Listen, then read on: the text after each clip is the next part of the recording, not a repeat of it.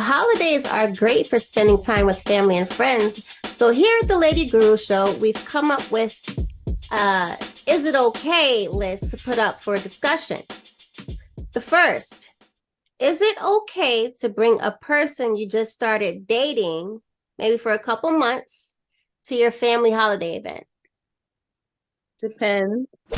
I say it depends. Everybody got a different family dynamic, and I think that's very personal. I wouldn't say no. I think that's a person to person thing. I think make sure people are aware. Don't just bring them. Ask, especially if you're going to another family member's place. Or let people know. So I think it's person to person. I know a lot of people have issues with that, but I personally wouldn't. Yeah. You wouldn't. I wouldn't. You wouldn't. I have, but I wouldn't anymore. I think it is okay. And I'm only saying that because like you said, depending on the dynamic and depending on you and depending on the relationship.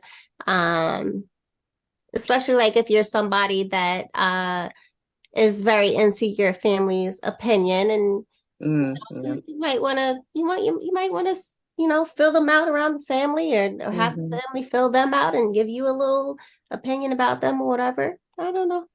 Yeah. I kind of agree with Ty though. It is a person to person thing, how it is. I mean, I've done it. It didn't turn out terrible, but it was awkward, and everybody was kind of oh, is this the guy of the month? And it's oh my God. Oh, because they blew you up. What are you talking about? I got one.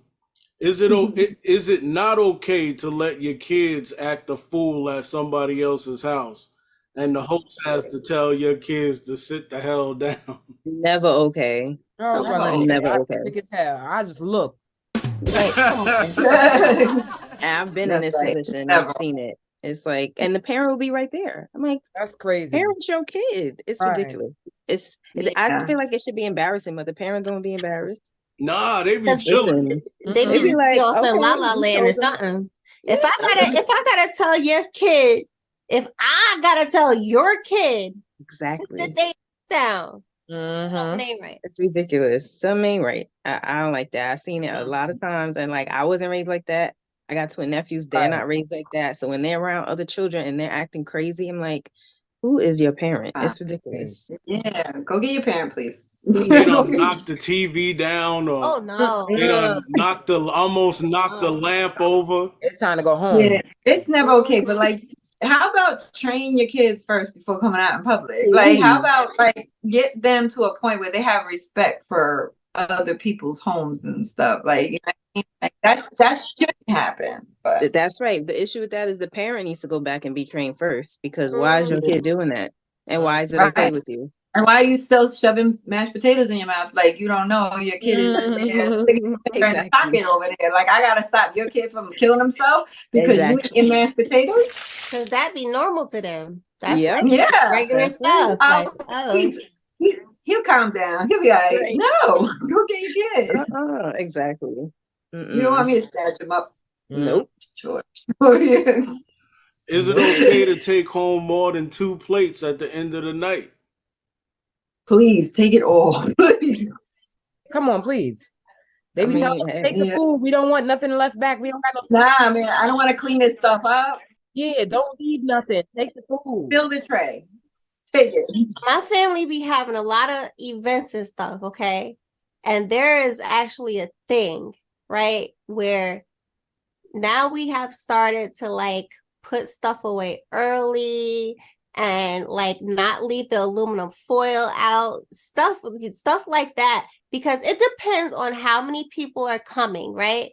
If you are wrapping up plates before everybody has even gotten a chance to eat, that is a hell to the no. Okay? You're not doing Absolutely. Chill out. Okay? That's hilarious. Chill out. You gotta be watching the football game by then or something. We're done eating. We've all chilled out. Right. You know what I'm saying? If everybody done ate or whatever, and we don't really want to. No, but then again, you might want some leftovers for us that cooked it and right. that. I just did this for Thanksgiving, right? I just had a ton of people over here, ton of food or whatever. And I didn't eat not a dang thing while people were there, but I did make my plate before everybody got, I said, yes, I was going to say and I put that. my Make stuff your plate away. first. And I was like, you know what? I'll eat when I'm because I've been cooking all day. Yeah, exactly. You have to. You have to. Yeah. And you gotta leave a plate for your boo. Yeah, Right. yes. Yeah, you might gotta put a little bit to the side and then, all right, now y'all can do your thing. All right. I'll put the little water back out. Go ahead, take it off. Take it off. Is it okay for somebody not to make you a plate? Like if like the whole family was there, everybody ate, and like you come home to the person you live with and forget to bring their plate. That's crazy. the thing. That's a no. Yeah, you can't do that. Yeah, you gotta try to, yes. Just the 2 plates, it should be like maybe like a 2-plate minimum. If you gotta feed your whole entire family, including the kids and everything, when you come back home, now that's a little OD. That's a lot, yeah. My son has a funny take. Like he'll text me from like the living room and be like, "Mom, put the damn penny away before everybody kills it all because I didn't have them." Like, I'll put some away for you, Brandon. But like, is it okay to talk about politics or religion? In what setting? At Thanksgiving? Yeah. I'm going. See you later. I don't want to hear that. She's like, you gonna have somebody that's too touchy about the topic, and I don't. It's true. It's true. It's always that one person. It's always that one person. I'm about that life. Healthy. I'm about that life. See, look, Darcy. Look. Bye. Bye, girl. You got that. You got it, girl. You got it. I love talking about politics, and I love to argue with people. Let's talk about it. So. I like a healthy debate, but some people really, they got some personal issues. They can't have them conversations. Yeah. It's to another level. Yes. Well, listen, I also bartend, right? And so that's like a rule. Like you don't talk about politics at the bar. It's like you gotta go because when there's alcohol involved and you're talking about very strong topics, these people act nuts. Right. And they don't want to. So as a bartender, you're kind of supposed to be like, all right, like we don't do, like just kind of make light of it, but we don't do that here, whatever. Yeah.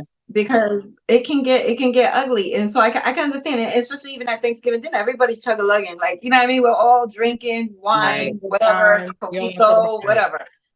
Yeah, so like it gets touchy, it gets ugly. But I am the type of person I like to argue, but to a degree. But at some point when I notice there's sensitivity going on, then I'm like, all right, I'll fall back. Right. The first time I had to let something like that go, I was in the doctor's office. Oh my gosh! Why is my doctor talking to me and repeating to me verbatim everything that Trump said? Like, oh my God, that's crazy. That is crazy. Like what? Why? Like they love their daddy. They love him. Okay. I got one. Is it okay that the mac and cheese was less than average? No, it's never okay. That's never okay. If you don't have a proven record of making mac and cheese, right? And everybody's like, you know, mac and cheese. Make. Let me funny story. This year, my daughter's best friend came with mac and cheese. She asked me, "Do you want me to bring mashed potatoes or mac and cheese?" I said mac and cheese because I wasn't making that because I had too much other stuff to make. So while she came here, right, with this little tray of mac and cheese, which was fine because a lot of times there's a lot of mac and cheese left over, but this little tray and the cheese was super white and liquidy. I said, but my daughter's best friend is Vietnamese, right? So I'm like, yo, Kayan, did you make that mac and cheese? She's like, My daughter tells me later, Mom, she bought that from Panera and put breadcrumbs on it. Like, this is what she does. I was about to say that's the TikTok mac and cheese that they be following these recipes and stuff. That is disrespectful. It don't be working out. I was like, nobody. There was like one scoop of that mac and cheese the whole night. Nobody touched the mac and cheese. We had to throw it out. I felt bad for her, but I wasn't touching it. Poor thing. Yeah. Well, because she's not a good cook. She does nails beautifully, but she's not a very good cook. She should have said, "I'll bring the soda in cups or something." But I will say this. If you're not used to like making something all the time, now I'm a good cook or whatever, you know what I'm saying? But like sometimes I don't make things for like a very long time or whatever, and the recipe might get thrown off by a little something. So it's not as good as it was the last time or something like that. But still respect me because you know I made all of this food for y'all, and you know if it's not as good as it was the last time, please forgive me. At least if you're making that notice, then okay. But if you ain't telling us, we gonna criticize, girl. Yeah, let me know it's Panera mac and cheese. Just say that. Yeah, I'll say something like, "Oh, yeah, it's not, you know, it's not high, but you know what I'm saying? It's a high, you know, you still." And Panera Bread, like, that's not a place I would be going for mac and cheese. Panera Bread, no way.